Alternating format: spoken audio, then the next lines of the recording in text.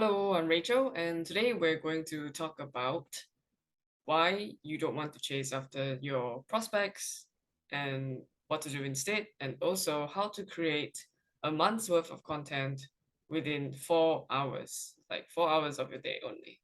So it's for those who think that the time is really tight and they would really like some help in creating content. And let me just share my screen. All right. So just pulling that down, and obviously, everyone will tell you that you don't want to chase after people because it sounds salesy, and it's like when you chase after people, it feels kind of creepy as well. Especially like when you think about an instance where, let's say that you're trying to woo a girl, and then all you do is to stalk her, like stalk her on her way home, stalk her on Instagram, stalk her on Facebook, as much as you're trying to get as many touch points as possible, which is really good in that sense, it is really bad because it's like you're doing something really creepy. And it creeps the hell out of people because it feels very needy, as if you're really needing the sale, needing the business. And it gives the vibe that you're not, number one, you're not very professional. And number two, that all you care is about the money and not about your customers. So that's why you don't want to chase other people. But you want to use ways to attract people to you. And that's what we're going to talk about today, as well as how to create content quickly. So moving forward, um, first thing you want to figure out is your who and who is your target avatar. So whether that is like B2B or B2C, it varies between people. So I'm recently helping an accounting firm to get some clients, and that would be obviously B2B. But in terms of like high ticket coaches and consultants doing, let's say, mindset, relationship, or health coaching, then that would be the B2C. And so your target avatar. So there's different kinds of targeting, which is why we want to talk about how to attract people to you because you need to target the right people. So it's all about your market and about your message, which is your offer. And also, that's what's going to get people coming to you because your offer is exactly right for them. Your message speaks to them as well. And they can understand what you're all about and what you help them with. So obviously there's different kinds of ways to segment this. Number one is geographic, whether you're doing locally within your suburb, whether you're doing nationally within the country, or whether you're doing an international business. Of course, when you're building a business up, usually businesses which go international are the businesses that scale way faster, which is why most people go online for their business, shipping to like international countries like e-coms and things like that. But it's okay to start small if you do wish to, and it's a little bit like micro niching. It makes things a lot easier at first to start with, and then once you got enough results and credibility, then that's when you want to expand out.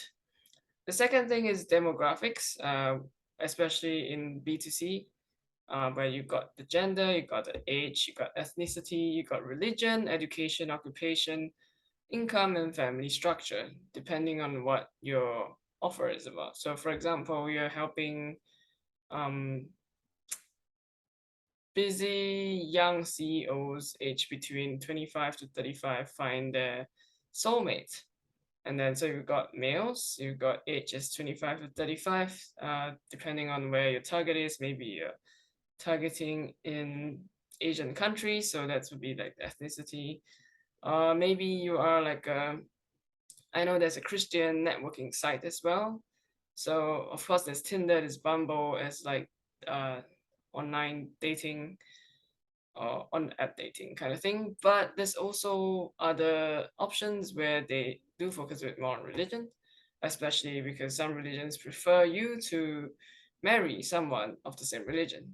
And then obviously there's also going to be education, occupation. Let's say that you are helping um, chiropractors to get more clients into their practice.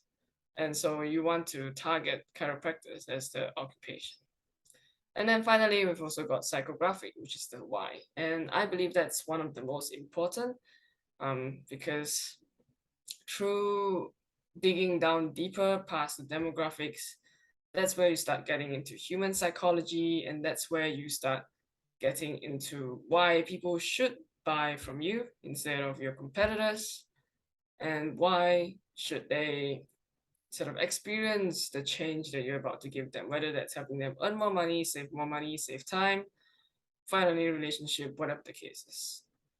All right. And obviously, you need to know where your target audience is located. For example, if you're targeting like elderly people, then they probably wouldn't be on Instagram. And then if you're talking about like young people, then they might be on Instagram or on TikTok. Young people like as in, age between 20 to 30 or even like 10 years old.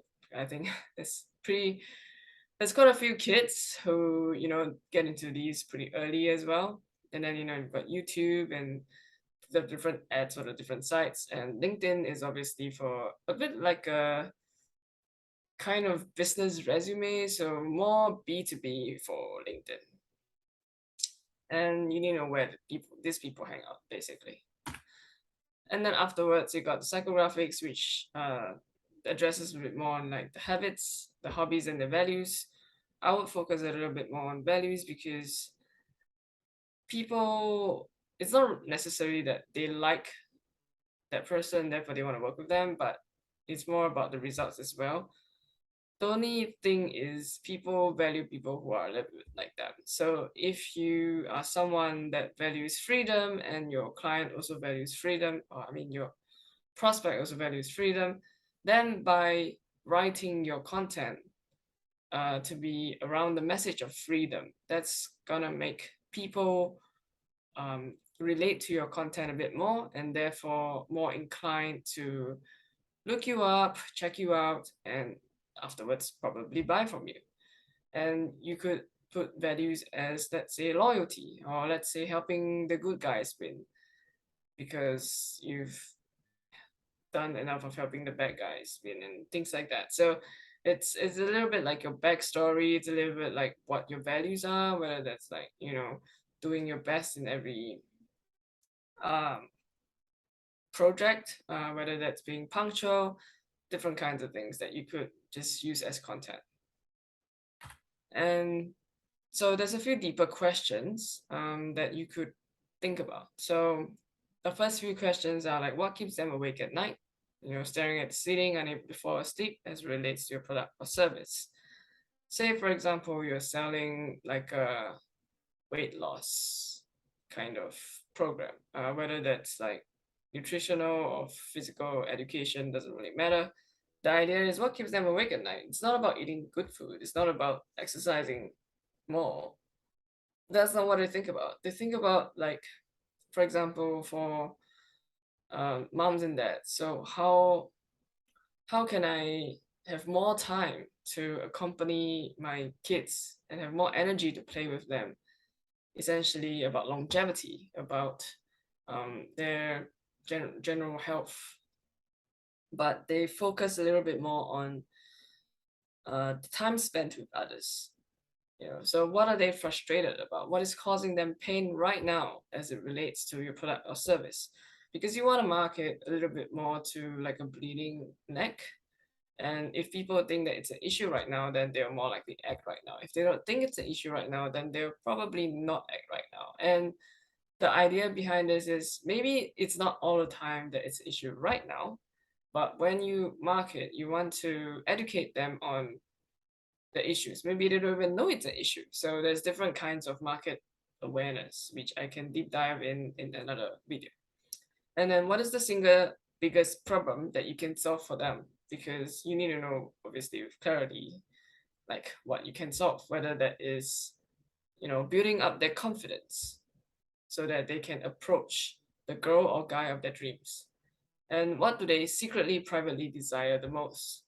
Maybe they desire, a better sex life, or maybe they desire to look like a supermodel, I mean, you never know, but the idea is you need to know all their deepest, I wouldn't say darkest, but desires.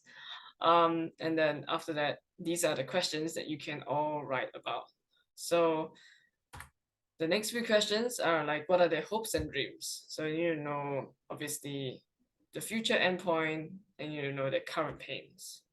What are their pain points, which is both SOL means slice of life, and obviously the more severe ones. But slice of life are like the little things that they experience every day, which bothers them a little bit. It might not be like a huge bit, but because it's pretty consistent, they pretty much experience it almost every day, then it kind of builds out to be a pretty huge problem. And then obviously, if you could also find out who they love to blame the failures on, whether, you know, little Johnny says that my brother always drinks alcohol, and therefore, by sticking to my brother, I always drink alcohol. It's all his fault that I'm drinking alcohol. So you want to find out, what are they blaming the failures on, or what are they blaming the failures on, and then also address that in your copy, in your content. What solutions have they tried, and what do they like or dislike about them? Because you want them to know that you know them, like deep down. They must feel understood. Yes, that's the point. Yeah, they must feel understood before they even try to understand more about you. And so you want to know what solutions they've tried and what do they like or dislike about them, what false beliefs do they have, because a few of those content could be belief shifting posts. Like maybe people think that, oh, I'm an introvert, so I cannot do public speaking. So that's like a false belief, because you can definitely do public speaking even if you're an introvert. And what insecurities, self doubt, or concern do they have? And then what are the status trigger, which means what, gives them the feeling that uh, they gives them the nice pleasurable feelings, basically. And so after you deep dive into all these questions, you can use these to come up with your content. And which is why I say 4 weeks worth of daily content in one day, or pretty much in 4 hours. As long as you do like a deep work for that 4 hours, brainstorm all these questions, have an answer to all these questions, you're pretty much done. So all you have to find out is what do people, usually ask you about. Like, is there any queries to your program, product or service? And then you can address that as objection handling. If there's any belief shifting posts, you could do that as well. Case studies and testimonials are also daily content part of it. And then there's also educational posts on like what you do. And then obviously all these different desires and this pain, all these kind of posts, they also work to become great content for your company or your business to write. And if you like this kind of videos, be sure to like, subscribe, and hit the notification bell. If you want more tips on living on your best life and value-driven content, my social media links are up the top right-hand corner of the page. And I hope you have a great day. See ya.